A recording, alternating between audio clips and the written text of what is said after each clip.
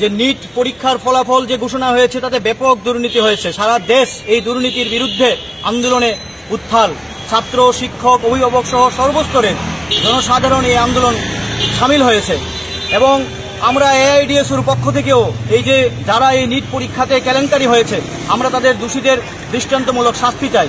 সর্বভারতীয় কমিটির পক্ষ থেকে গত 10ই জুন আমরা প্রত্যেকটি রাজ্যের মাননীয় রাজ্যপাল কর্তৃক দেশের মাননীয় রাষ্ট্রপতির নিকট আমরা মেমোরেন্ডাম সাবমিট করেছিলাম।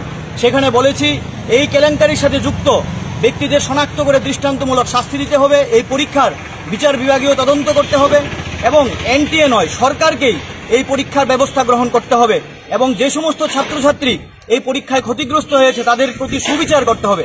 এই দাবিতেই আমরা আগামী 19 জুন আমরা এআইডিএসও ফেসবুক পেজে সর্বভারতীয় কমিটির একটা সিগনেচার এআইডিএসওর অনলাইন সিগনেচার পেজে আমরা এই 4টা দাবি নিয়ে মাননীয় রাষ্ট্রপতির নিকট আমরা একটি পিটিশন সাবমিট করছি।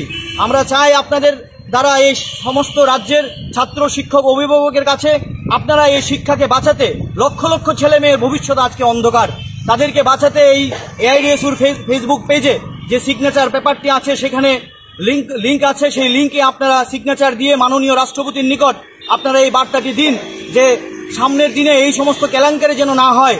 তার দাবিতেই আমাদের আজকের এই বিক্ষোভ। তার পাশাপাশি আমরা উচ্চ মাধ্যমিক উত্তীর্ণ সকল ছাত্রছাত্রীকে কলেজে ভর্তির যেন সুব্যবস্থা করা হয়, এই দাবিতে আমরা বিক্ষোভ দেখাচ্ছি। আমি রাজ্য সম্পাদক রামপ্রসাদ আচার্য।